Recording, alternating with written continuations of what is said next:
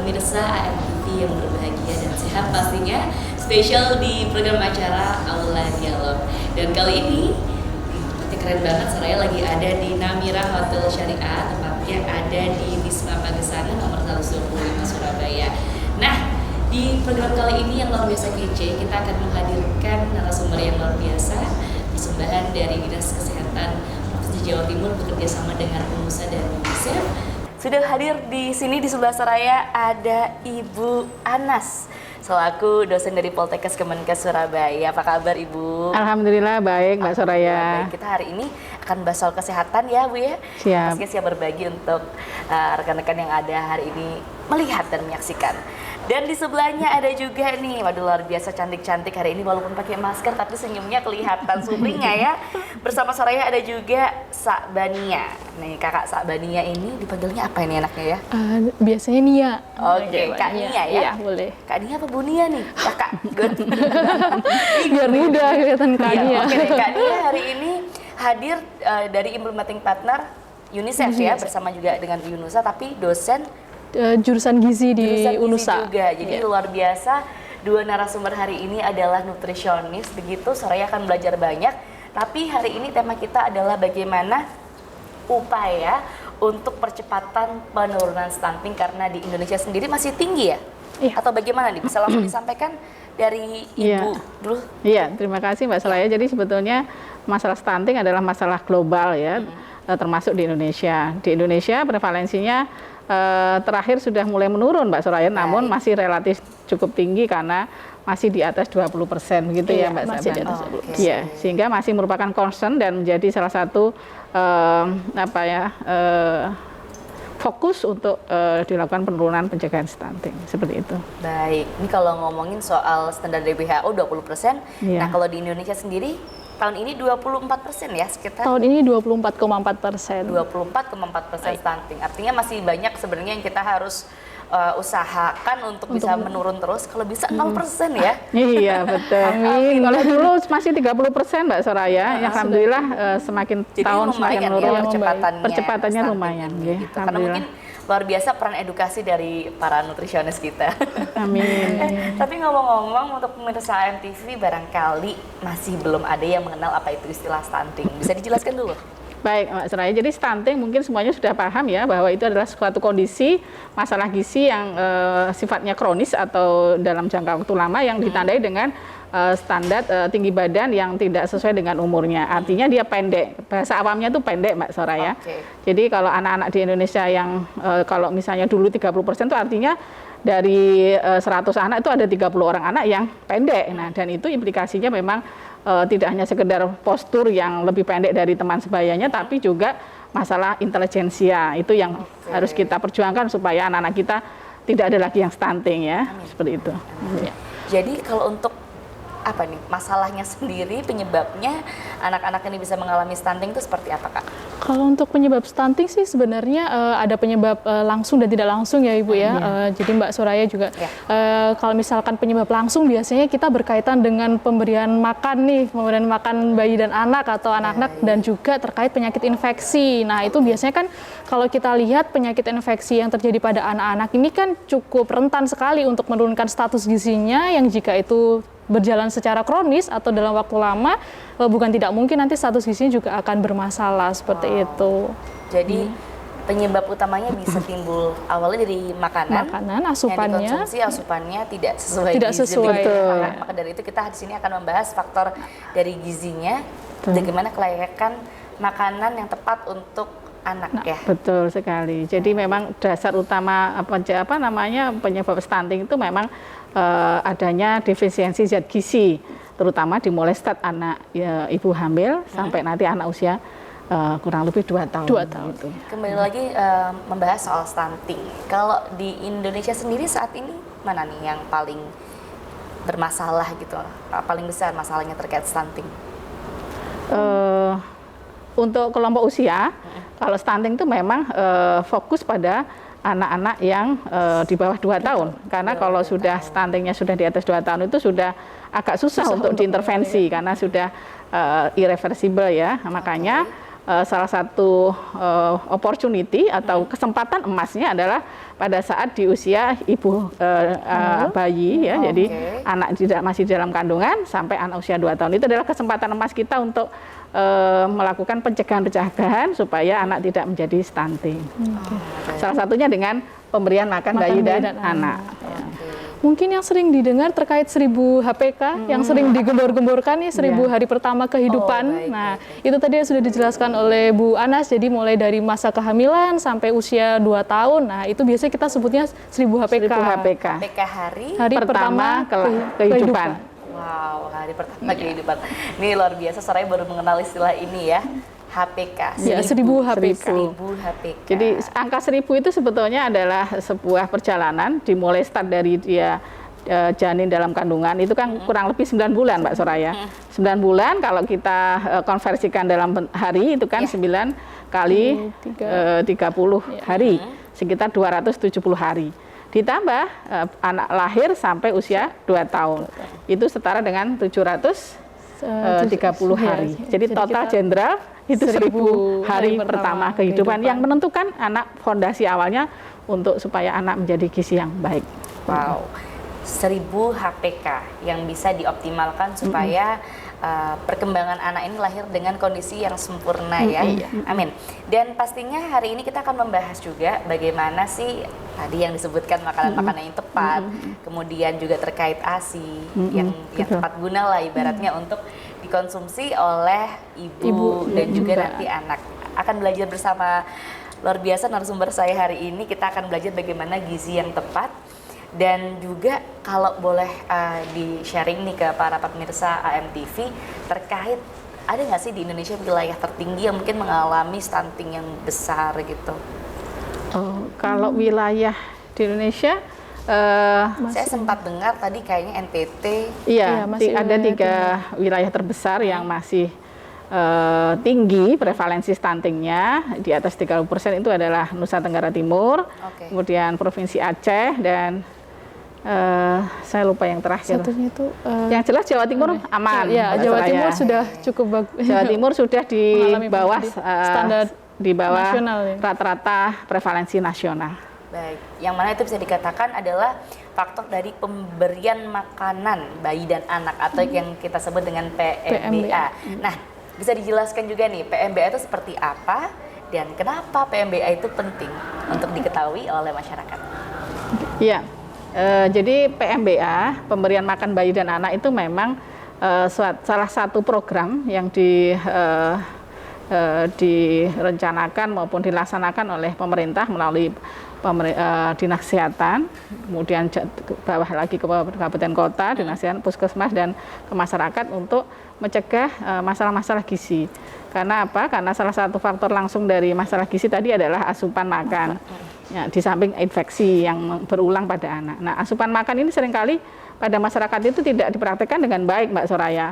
Start mulai dia lahir sudah tidak mendapatkan yang semestinya, di mana secara rekomendasi WHO maupun rekomendasi Kemenkes harusnya anak lahir dilakukan IMD, kemudian diberikan ASI, kemudian setelah di atas 6 bulan diberikan MPASI sampai kurang lebih 2 tahun.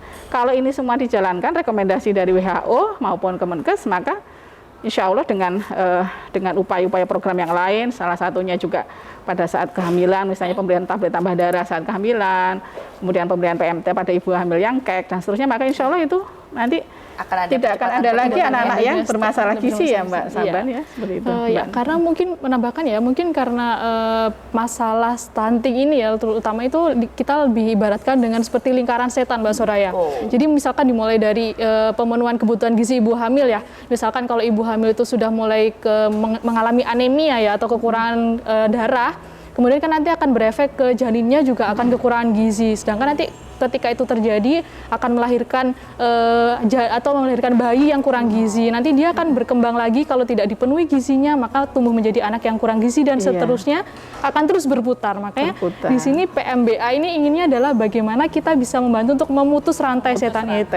Untuk masalah. Luar biasa sekali pembicaraan kita dan sangat menarik sekali. Tapi tahan dulu kan, nanti kita akan lanjutkan lagi terkait tentang PMBA dan apa pentingnya itu akan kita bahas lebih lengkap dan tuntas bersama para dosen yang luar biasa dari Poltekkes, Kemenkes dan juga Unsa ya. Ada Ibu Anas dan juga ada Kak Nia. Untuk itu pemirsa MTV jangan kemana-mana, saksikan kita sesaat lagi.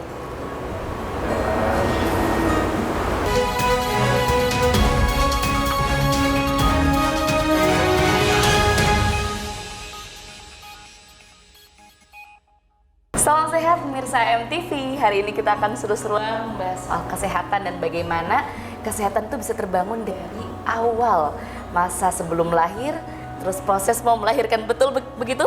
Iya, betul. Jadi kita memperhatikan bagaimana nanti dari anak di dalam kandungan sampai ibunya juga sampai brojol bahasa Jawanya gitu ya. Itu kondisinya sehat dan itu adalah masa apa tadi bahasanya 1000 hari pertama kehidupan, 1000 HPK. HPK, aduh lupa lagi. Kuliah nih sama ibu dosen nih. Tapi luar biasa sekali, kita tadi sudah membahas lumayan ya soal PMBA, terus bagaimana stunting itu bisa terjadi dan kenapa PMBA ini penting. Tapi sebelum PMBA, pemberian makanan dan juga MPASI gitu ya, pendamping ASI, ada juga yang harus diperhatikan, yaitu terkait bagaimana pemberian ASI secara optimal. Dan juga tadi saya sempat dibisik-bisikin banyak mitos yang terjadi dan mitos-mitos gitu ya Bu ya terkait Betul. soal ASI. Apa sajakah itu? Langsung saja kita tanyakan kepada ahlinya yang di sini. Silakan. Iya. Betul sekali disampaikan oleh Mbak Soraya tadi bahwa PMBA ada dua prinsip besar, di situ adalah pemberian ASI dan MPASI. Untuk pemberian ASI memang tantangannya masih sangat besar.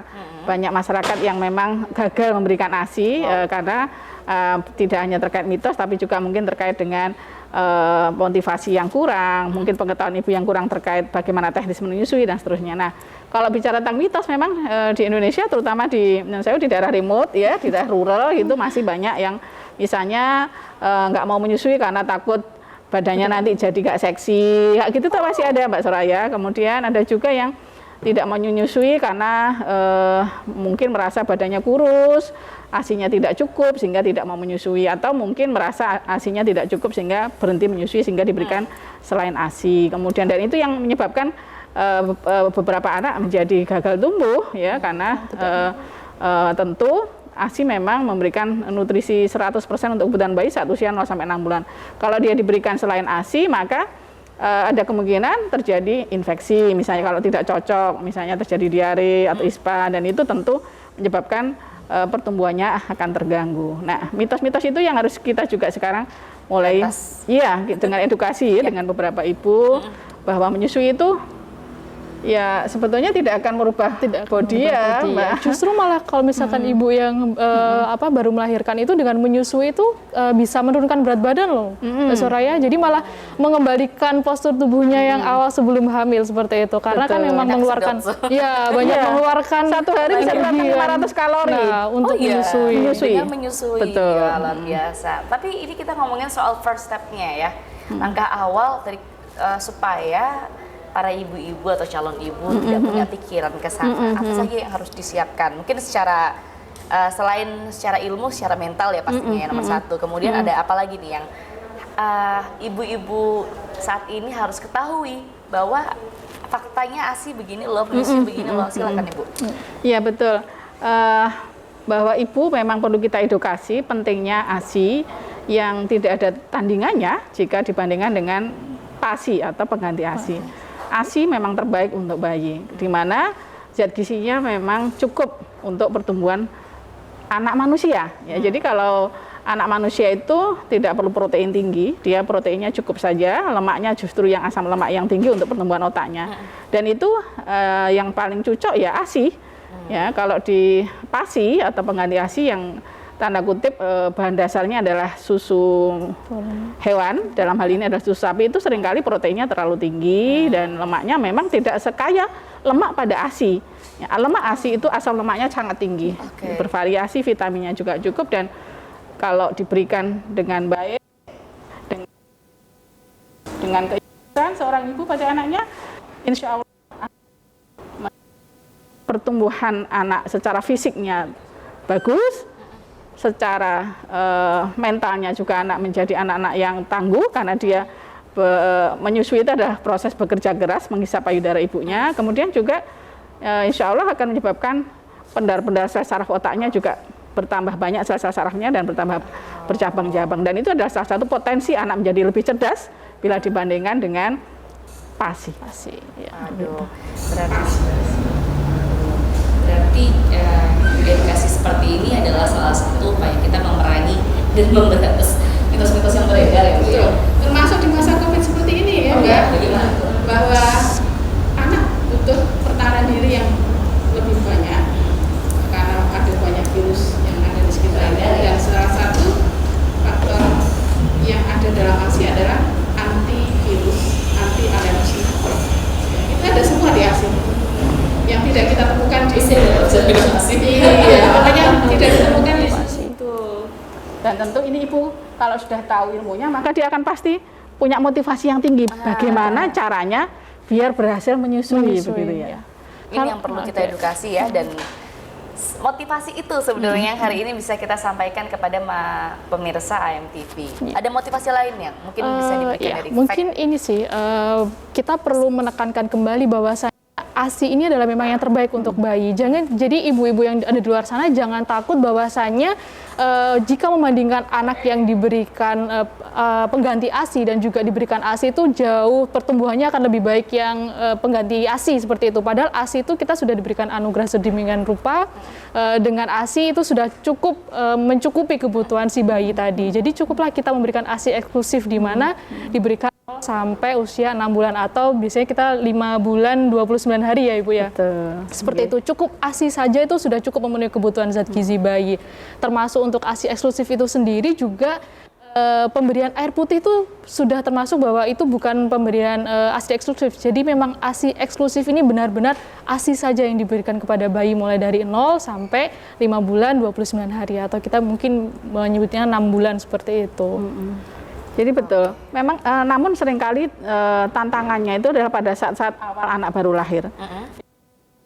Ya ibu itu sekitar 1 bulan, di mana bayi masih sedang belajar menyusui, ibu juga sedang belajar bagaimana, iya sama-sama belajar. Dan itu suatu menurut saya, terutama kalau ibu-ibu baru anak pertama ya Mbak Soraya, mungkin Mbak Soraya nanti juga belajar. Saya dulu juga belajar, saya termasuk pembelajar yang terlambat ini gitu ya. Belajar dulu di pra nih. Betul. Dan itu saya kira penting ya untuk kita berikan pada para remaja putri yang nanti akan menjadi calon-calon ibu. Ternyata menyusui itu ada ilmunya. Bagaimana cara menggendong, bagaimana cara melekatkan payudara ibu itu ada ilmunya. Kalau misalnya salah menggendong, salah melekatkan payudara, seringkali menyebabkan puting lecet. Kadang-kadang menyebabkan bayi trauma sehingga ASI tidak masuk secara optimal ke mulut bayi, dan itu tentu akan mempengaruhi tumbuh kembangnya. Sehingga itu nanti ada kalau kita ada kelas-kelas konselor ASI Mbak Soraya, bolehlah ikut nanti kapan-kapan Mbak Soraya. Kapan-kapan kalau udah ada ya. Ya, hampir semua puskesmas sudah punya konselor ASI.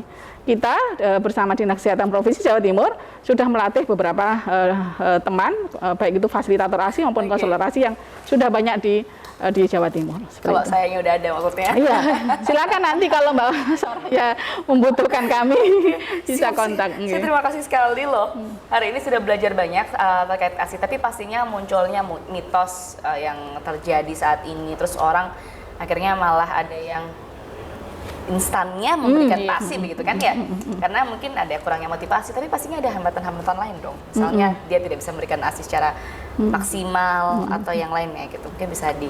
Iya, yang sering itu jika ibu bekerja. Yang seringkali menyebabkan gagalnya ASI eksklusif, ya kan? Itu adalah pada saat ibu mulai bekerja. Nah, seringkali bayinya mulai diberikan selain ASI. Padahal sekarang ilmunya bisa, meskipun bekerja bisa tetap memberikan ASI. Salah satunya dengan memberikan ASI perah, gitu ya Mbak ya. Salah satunya begitu. Bagaimana cara memerah ASI itu juga nanti akan kita biasanya kita diskusikan di kelas-kelas ibu, ya. Bisa di kelas di puskesmas, di kelas-kelas konselor ASI. Bagaimana memberikan ASI perah, bagaimana menyimpannya, dan termasuk bagaimana memberikannya kepada bayi saat ibu bekerja. Itu bisa tetap ya. Saya contohnya adalah saya ini, anak saya itu sampai 2 tahun meskipun saya bekerja ya tetap memberikan ASI kemana-mana, kita beri ASI perah gitu, dan berhasil. Banyak, tidak hanya saya ya, banyak sekali teman-teman yang notabene pekerja masih bisa menyusui sampai anak 2 tahun. Biasa, artinya dalam situasi dan kondisi apapun ASI eksklusif masih bisa diupayakan untuk terus diberikan supaya anak kita nanti bisa berkembang dengan baik dan juga memenuhi kebutuhan gizinya ya. Betul. Untuk tumbuh. Kita akan bahas nanti masih bersama nutrisionis kita yang hari ini luar biasa cantik-cantik. Masih membahas bagaimana kalau ini kita udah bahas soal ASI, nanti kita coba kita kulik soal MPASI itu seperti apa ya.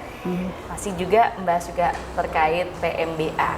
Oke, pemirsa jangan kemana-mana karena masih banyak yang akan kita bahas tentang PMBA bersama Soraya dan juga Bu Anas dan Kak Nia.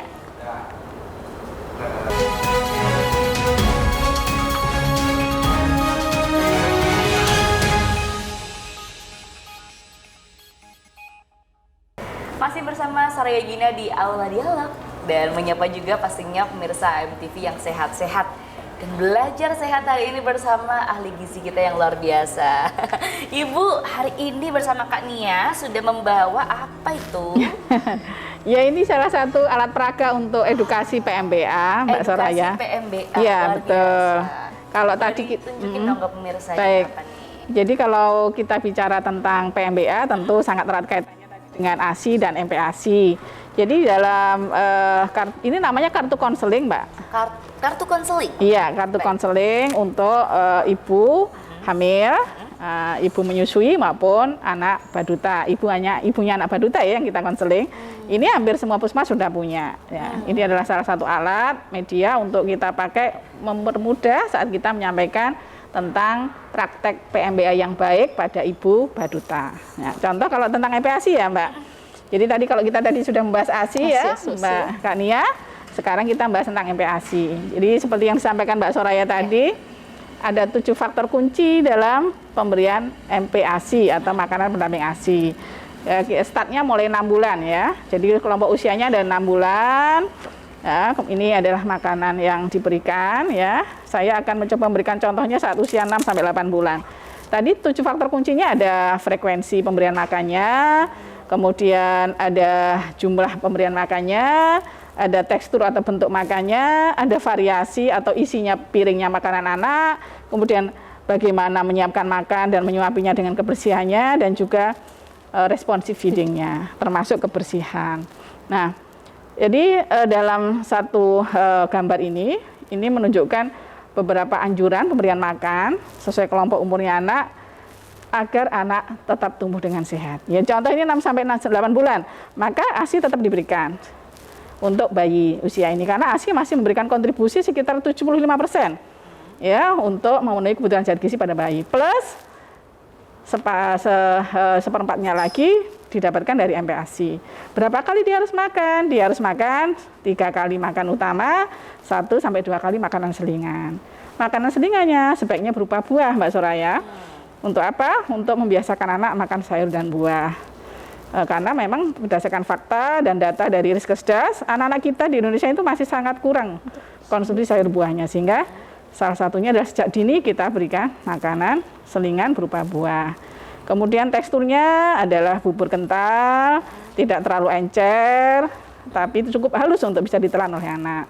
Lalu isinya apa saja? Itu mengandung beberapa unsur, salah satunya makanan pokok tentu, kemudian ada sayur, buah, ada protein hewani, kemudian ada kacang-kacangan dan olahannya, itu yang kita sebut dengan protein nabati. Kemudian minyak, salah satu unsur yang penting juga untuk pembuatan MPASI, bisa dipakai untuk mengolah makanannya, dan garam beriodium direkomendasi saat kita memasak MPASI. Termasuk kalau anak kekurangan asupan, bisa kita berikan suplementasi. Wow. Seperti ini.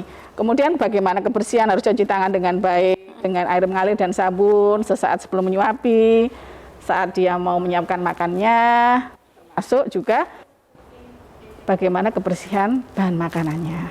Seperti itu. Terus ibunya dengan senang ya, bagaimana ibunya menyuapinya dengan senang, bahwa makan itu bagian pembelajaran anak, tidak ada bentakan, tidak ada pelototan, tidak ada jepitan, begitu Mbak Soraya. Betul sekali, itu juga bagian penting yang tidak bisa kita abaikan untuk tumbuh kembang anak.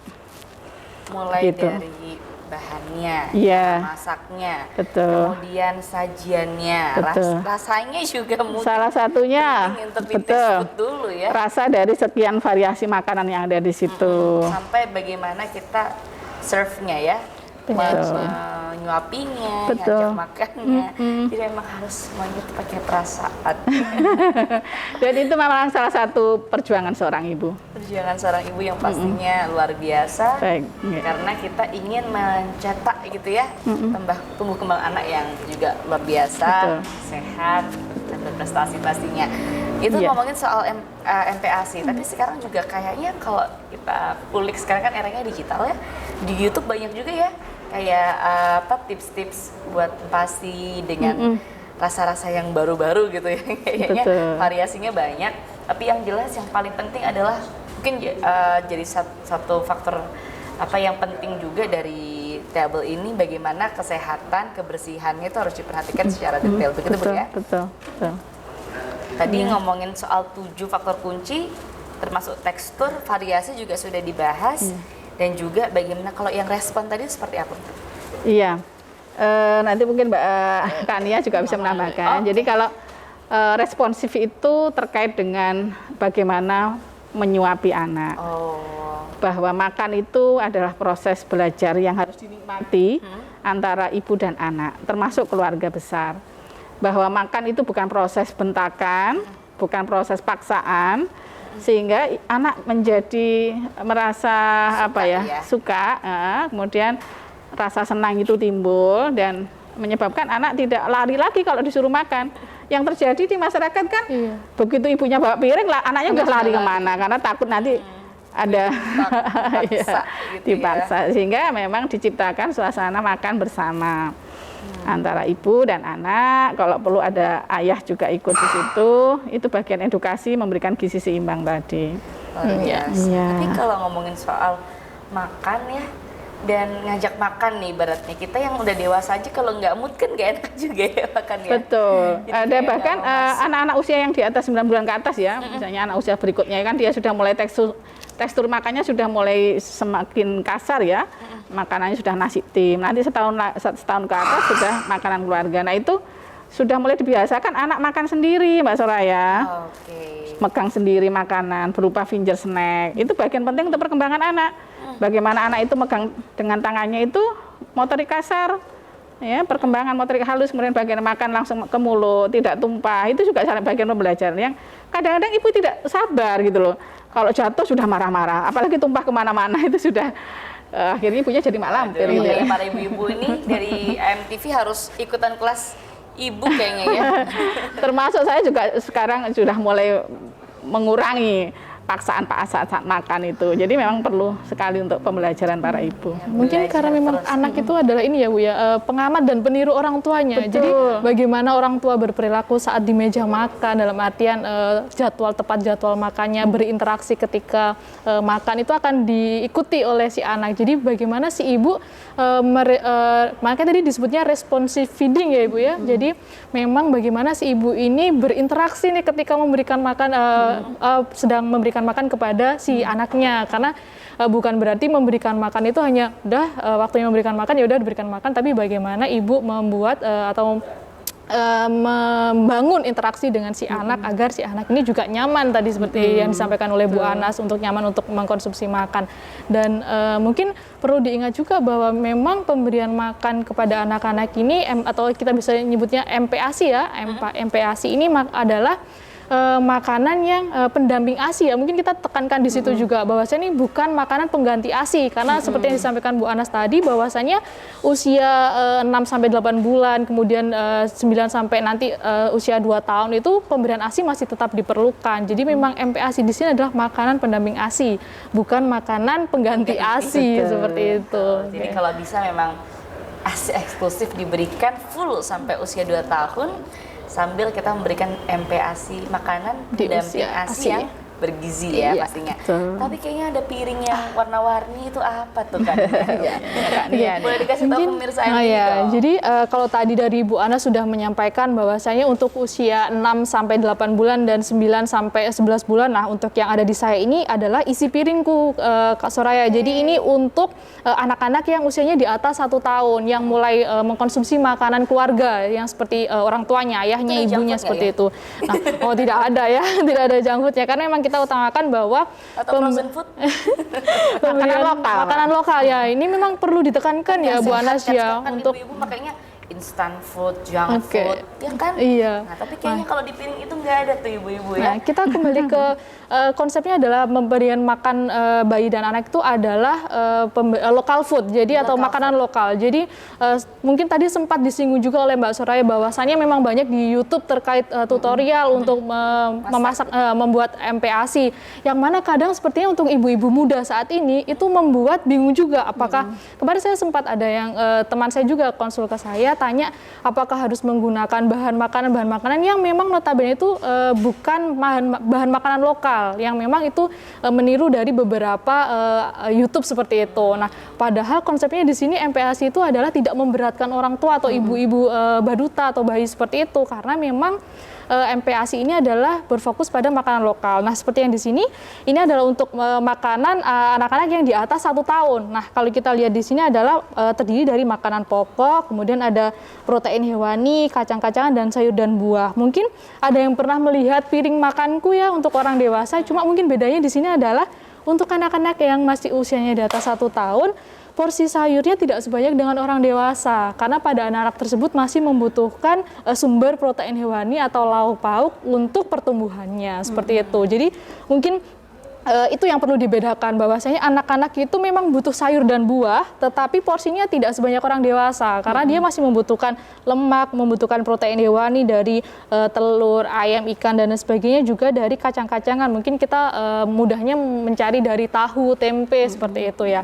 Jadi kita perlu perhatikan porsinya. Jadi jangan sampai nih anaknya dikasih nasinya banyak biasanya kemudian lauknya hanya tempe 1 potong ataupun lauknya hanya sedikit padahal memang anak-anak butuh untuk menunjang pertumbuhannya dan juga perkembangannya seperti itu. Kalau ngomongin isi piringku ini, apakah seperti yang tadi tekstur tuh juga diutamakan dalam hal ini?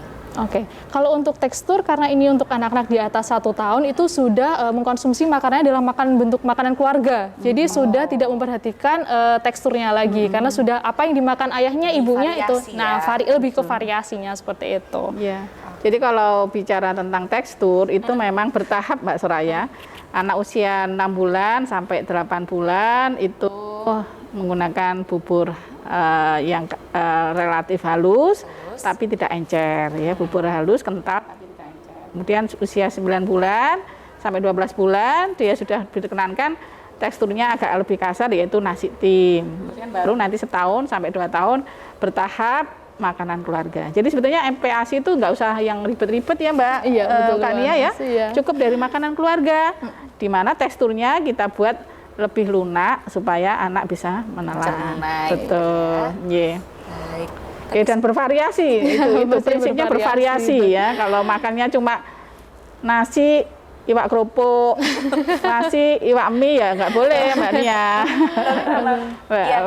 Kak Soraya ya. Tadi sudah sempat dibahas nih, menarik juga karena sekarang lagi tren di sosial media, di YouTube gitu kayaknya bagaimana tutorial pasi-pasi yang mungkin saya pikir saya yang mungkin belum jadi ibu aja tuh, terus saya kayak inget dulu nih waktu saya punya adik gitu waktu bayi kayaknya memang bahannya di local food dari makanan sehari-hari di rumah, cuman teksturnya aja disesuaikan, bukan begitu? Betul sekali Kak Soraya. Jadi kalau misalnya nih kita seorang ibu tidak punya waktu khusus untuk membuat MPASI pada bayinya, cukup dari makanan keluarga. Misalnya pagi sudah makan nasi putih, sudah masak nasi putih untuk keluarga besarnya, untuk suami dan anak-anak yang gede.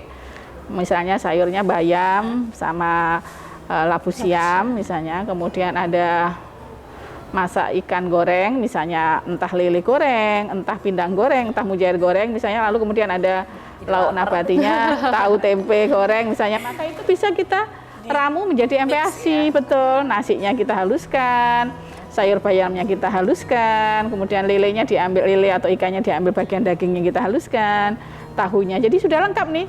Makanan pokok, lauk hewani, lauk nabati, sayur. Kita makan Bu. Mari. Waktunya jam makan kayaknya Mbak Soraya. Oke deh.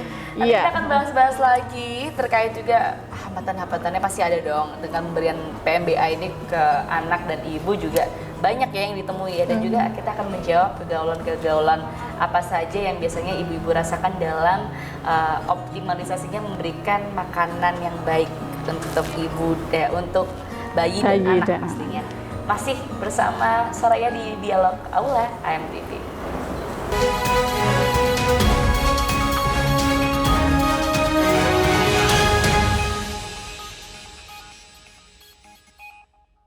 Masih bersama Soraya Gina di Aula Dialog, spesial edisi bersama dengan Dinas Kesehatan Provinsi Jawa Timur, UNICEF dan juga UNUSA, dan pastinya bersama nutrisionis andalan kita hari ini yang cantik-cantik, ada Ibu Anas dan juga Kak Nia.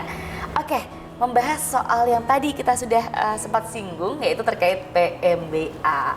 Kita kasih tahu dulu dong ke pemirsa, apa sih itu PMBA? Silakan, Ibu Anas. Iya, terima kasih. Jadi seperti yang tadi kita sampaikan bahwa fondasi pemberian makan bayi dan anak di startnya adalah saat anak itu dilahirkan. Dan di dalam pemberian makan itu ada rekomendasi yang disebut dengan 4 pilar atau ada 4 anjuran utama yang disampaikan oleh WHO atau WHO dan Kemenkes untuk mencegah masalah-masalah gizi pada balita, yaitu yang pertama, anak lahir dengan melakukan IMD atau inisiasi menyusui dini. Tentu ini startnya ya saat hamil, ibunya juga harus diberikan gizi yang terbaik saat dia hamil, kemudian dia melahirkan dengan IMD, lalu kemudian setelah itu dia mendapatkan ASI, yang biasa kita terkenalnya adalah ASI eksklusif 0 sampai 6 bulan.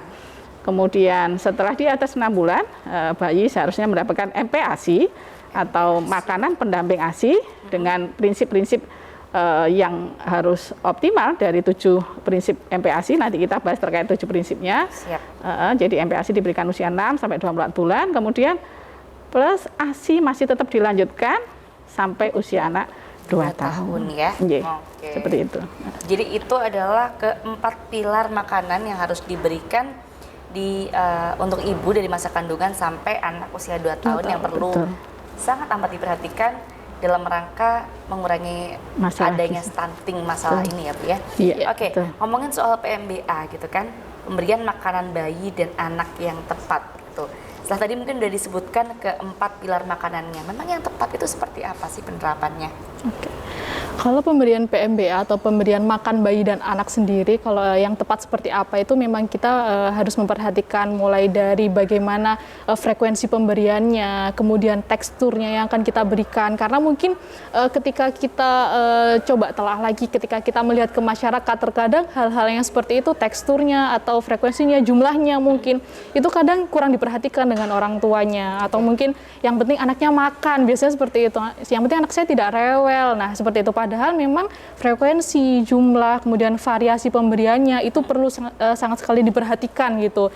Jadi apakah memang sudah tercukupikah variasi bahan makanannya, jumlahnya, dan apakah nanti teksturnya itu sesuai dengan zat gizinya seperti itu. Mungkin dari Bu Anas seperti apa Ibu? Ya, betul sekali yang disampaikan oleh Kak Nia tadi bahwa untuk MPASI, jadi beliau tadi menyampaikan fokusnya di MPASI. Saat anak usia 6 bulan sampai 12 bulan itu memang ada 7 faktor kunci yang harus diperhatikan saat ibu memberikan makanan pendamping selain ASI, yaitu tentu usianya, kemudian di setiap usia itu ada perbedaan bentuk atau tekstur makanannya. Nah, kemudian ada juga pemberiannya harus sesuai dengan variasinya, jumlahnya, kemudian termasuk juga bagaimana memberikan dengan aktif dan responsif dan tentu dijaga kebersihannya. Namun sebelum itu startnya adalah kalau kita bicara 1000 HPK, ya, awal gizi ibu hamil, kemudian IMD sesaat, kemudian ASI 0 sampai 6 bulan, dan ini ASI ini kalau kita bicara ASI itu tantangannya banyak sekali. Bagaimana ibu bisa sukses menyusui, ya, kemudian bagaimana menghadapi masalah-masalah terkait mitos-mitos tentang menyusui itu juga salah satu tantangan kita untuk memberikan PMBA yang terbaik. Kemudian baru MPASI tadi. Jadi memang cukup panjang ya tantangannya PMBA itu, Mbak. Jadi sebenarnya sebelum ke pemberian PMBA yang tepat, itu adalah bagaimana pemberian makanan untuk ibu yang tepat, begitu ya? Betul. Starting point-nya kan sebetulnya tadi disampaikan bahwa untuk menghasilkan anak-anak yang tidak stunting itu memang semestinya sejak remaja putri belum hamil. Bagaimana remaja putri itu tidak mengalami kurang gizi, tidak anemia, sehingga akan menjadi ibu hamil yang tidak anemia dan tidak kurang gizi. Nah ini kemudian ini diperbaiki terus saat dia sudah mulai positif hamil, Kalau dia kek, artinya dia lilanya di bawah 23,5, maka akan diberikan PMT oleh pemerintah melalui Dinas Kesehatan, mungkin beberapa teman seperti NGO seperti UNICEF maupun teman-teman akademisi baik UNUSA ataupun mungkin beberapa teman dari Poltekkes. Nah, setelah itu harapannya dia kalau sudah nggak kek, tidak anemia, salah satu program untuk mencegah anemia adalah pemberian tablet tambah darah pada ibu hamil, itu minimal 30 tablet selama kehamilan. Ya, itu juga salah satu untuk mencegah stunting saat dia bayi dilahirkan.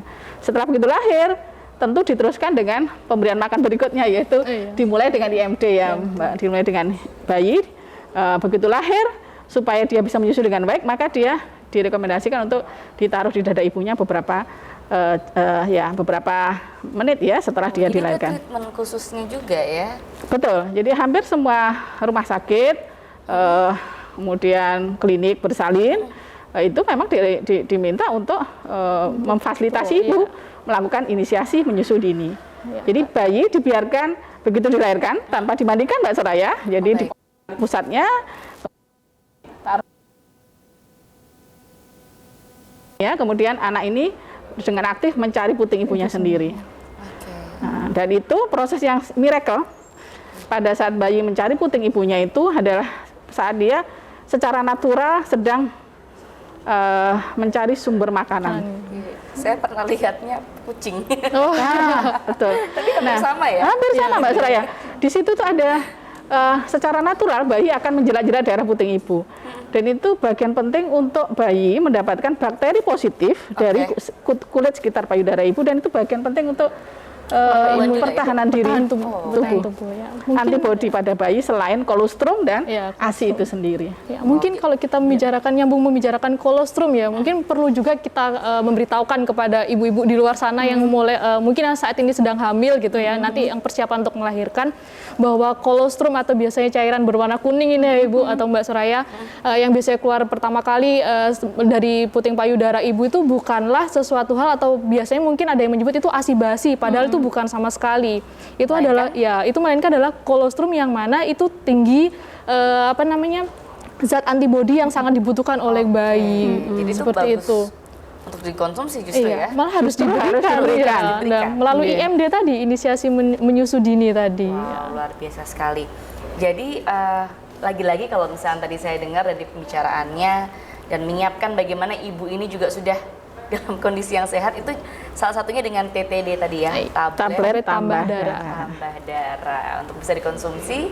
Kemudian itu karena bersustain ya, berkelanjutan juga, bagaimana nanti sampai anaknya lahir dan juga mendapatkan gizi yang tepat guna, seperti dalam hal ini adalah PMBA, begitu ya. ASI dan MPASI. Luar biasa, ada 4 pilar makanan. Kemudian tadi juga ada 7 faktor kunci dan tahapan-tahapannya yang tadi dibahas, seperti usia, tekstur, kemudian ada juga jumlah variasinya. Nah, ini bisa dijelaskan satu-satu nih kayaknya ya. Karena pasti penyebarannya juga banyak dan bermacam-macam ya.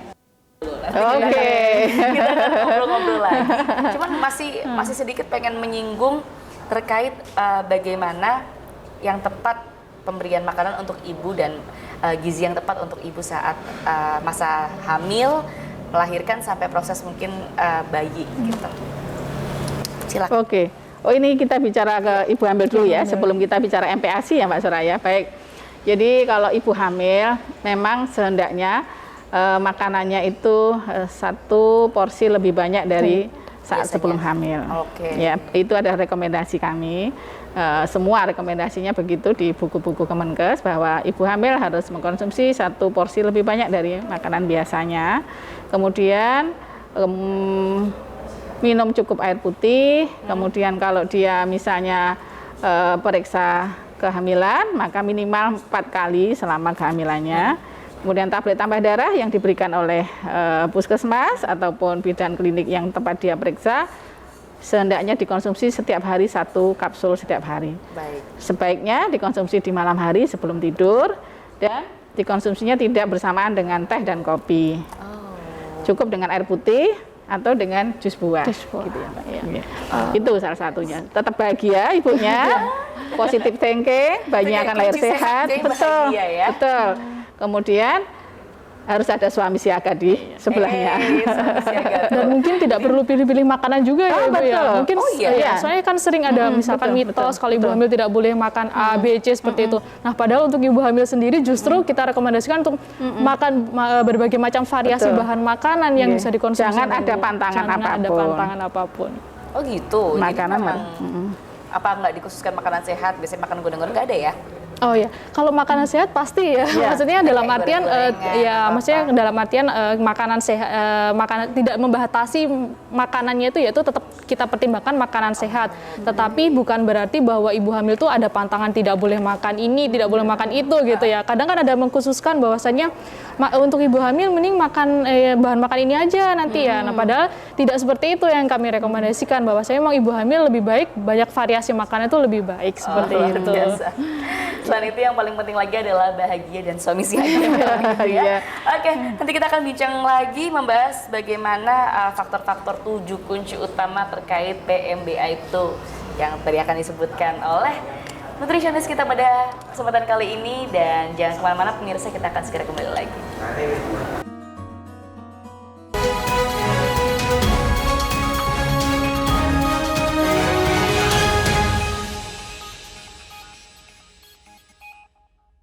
Masih semangat menyapa pemirsa AMTV di tempat yang hangat, yaitu di mana lagi kalau bukan di Hotel Namira Syariah.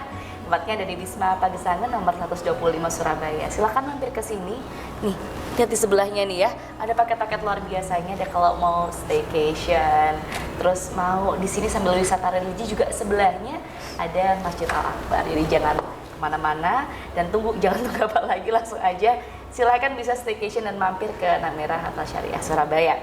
Dan di sini kita juga masih berbincang hangat seputar bagaimana kesehatan itu harus diperhatikan dari pemberian makan bayi dan anak yang tepat. Nah, bersama narasumber spesial saya yang dari tadi sudah membahas banyak terkait bagaimana sih PMBA, bagaimana pemberian ASI, MPASI gitu kan ya. Tinggal gimana nih Soraya nanti nyusul. Tapi yang jelas hari ini belajar banyak ya.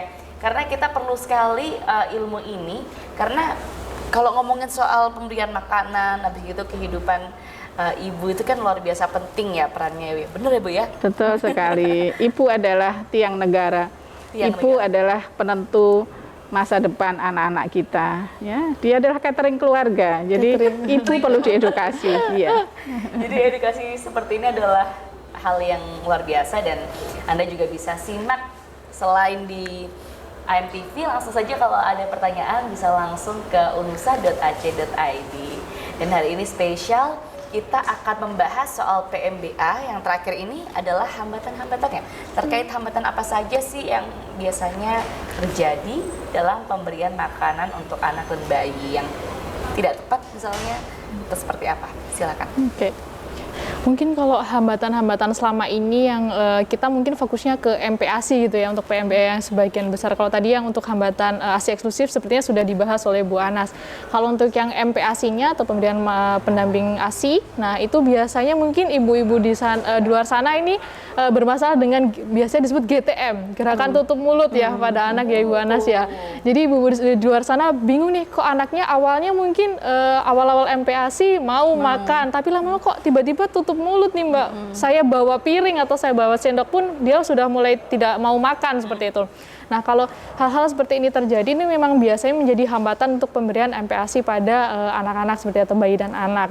Nah, mungkin memang yang perlu kita sadari bahwasanya ketika anak-anak mengalami GTM atau gerakan tutup mulut, perlu kita sadari penyebabnya apa dulu. Apakah memang mungkin sedang tumbuh gigi, nah itu biasanya gusinya sakit, jadi dia tidak mau atau menolak untuk makan. Nah, misalkan hal itu terjadi, berarti memang dari ibu yang harus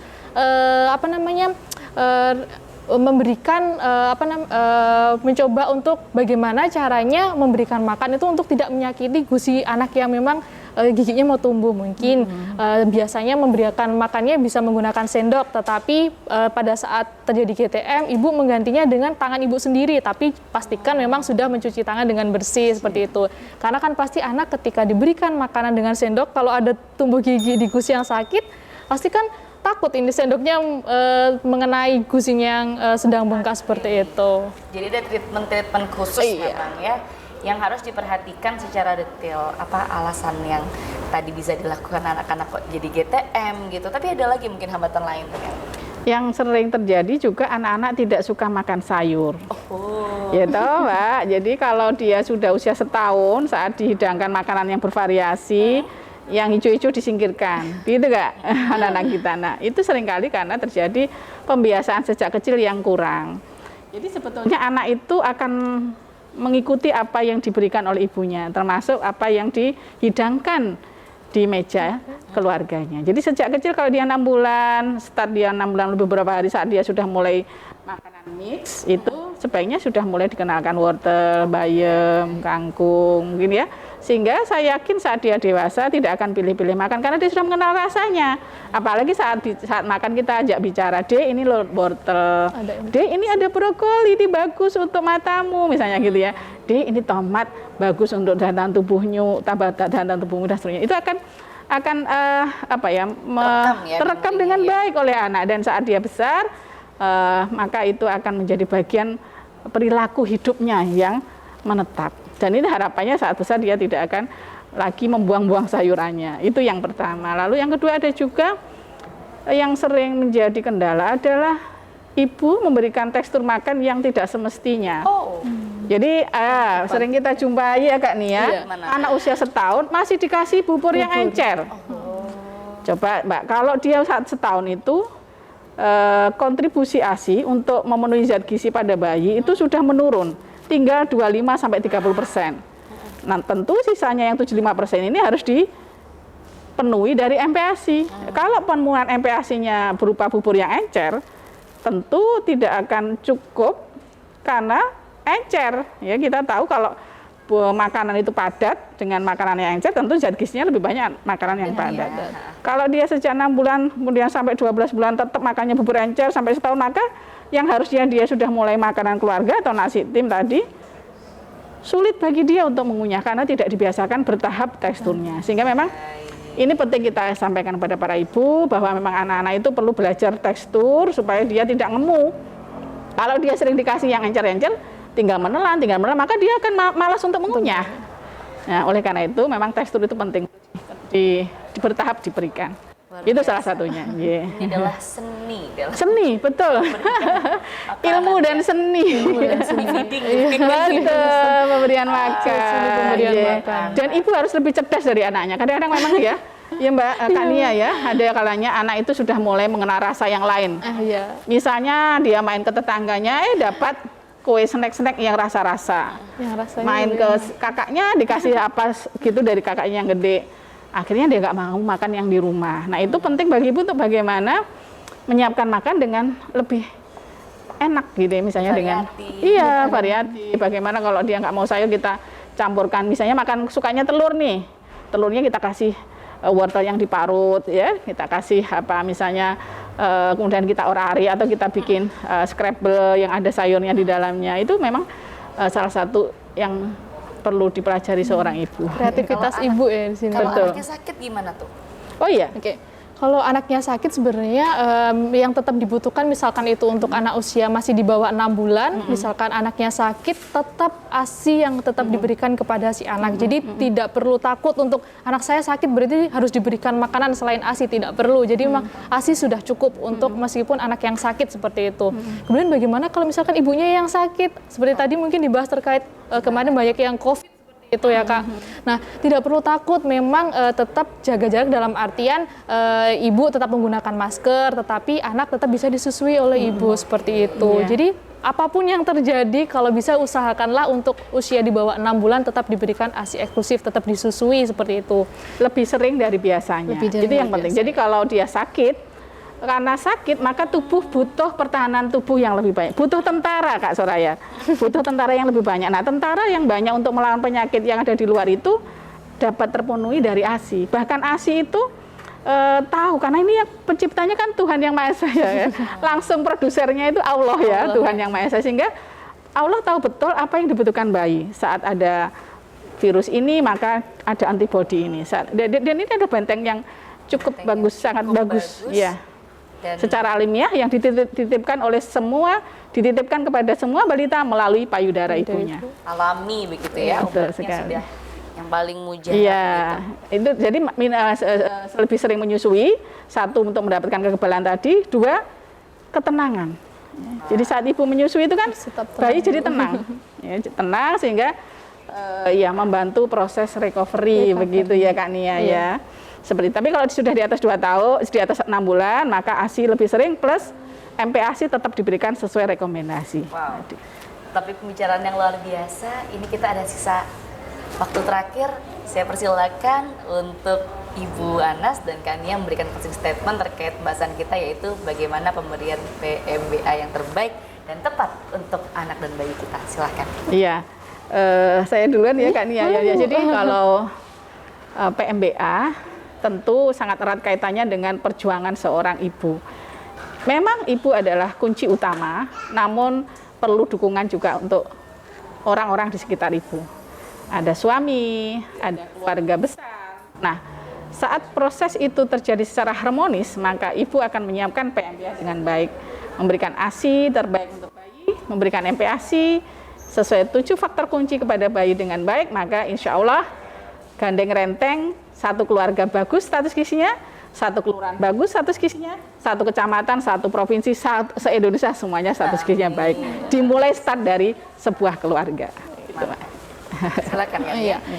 Baik, terkait PMBA ya, pemberian makan bayi dan anak, memang kita perlu sadari bahwasanya mulai gizi dari ibu hamil, ibu menyusui bayi sampai usia nanti balita itu memang perlu kita penuhi dengan baik asupan zat gizinya seperti itu. Kemudian pemberian ASI eksklusif 0 sampai 6 bulan, kemudian dilanjutkan dengan MPASI yaitu makanan pendamping ASI bukan makanan pengganti ASI, perlu kita perhatikan. Karena memang di luaran sana mungkin banyak sekali produk-produk pengganti ASI seperti itu. Padahal memang sudah jelas ada aturan-aturan dari pemerintah kita ya sebenarnya bahwasanya memang produk-produk pengganti ASI itu sudah ada aturannya untuk tidak mempromosikan atau memberikan sampel gratis, memberikan hadiah kepada ibu-ibu di luar sana. Agar apa? Agar ibu-ibu yang ada di Indonesia ini tetap berfokus bahwa ASI eksklusif itu adalah yang terbaik untuk anaknya. ASI itu yang terbaik. Kemudian dilanjutkan dengan MPASI untuk pemberian tekstur yang tepat, kemudian bagaimana ibu cara pemberian makan, interaksi dengan anaknya, dengan pemberian makan yang baik, responsive feeding seperti itu, sehingga anak tidak trauma dengan makan atau tidak trauma dengan jam makan seperti itu. Jadi dengan hal-hal seperti itu yang perlu diperhatikan, nanti kita harapkan memang pemberian PMBA itu, pemberian makan bayi dan anak ini bisa sukses dijalani oleh semua ibu-ibu yang ada di Indonesia seperti itu. Wow, terima kasih atas sharing dan ilmunya yang luar biasa pada Bu Anas dan Kak Nia juga. Hari ini kita belajar bagaimana PMBA yang tepat berian makan untuk anak dan bayi, dan mudah-mudahan hal ini bisa bermanfaat ya pada pemirsa, para ibu-ibu MTV, tapi juga mungkin bisa diperhatikan untuk calon ibu, suami siaga. Harus menyadari juga bagaimana pemberian makanan ini tepat gitu ya. Jadi jangan lupa pemirsa, kalau misalkan ingin memberikan pertanyaan atau penasaran ya terkait info selengkapnya, langsung saja Anda simak melalui website di umusa.ac.id, tapi juga jangan lewatkan tayangan kita yang bisa di streaming melalui amtv.co.id. Kalau gitu terima kasih banyak atas kesempatannya hari ini. Sama-sama Kak Soraya. Semoga sehat selalu, dan saya juga doakan semoga Anda yang saat ini menyaksikan sehat selalu. Saya Soraya Gina dan mewakili kru yang bertugas mengucapkan pamit undur diri. Wassalamualaikum warahmatullahi wabarakatuh. Waalaikumsalam warahmatullahi wabarakatuh.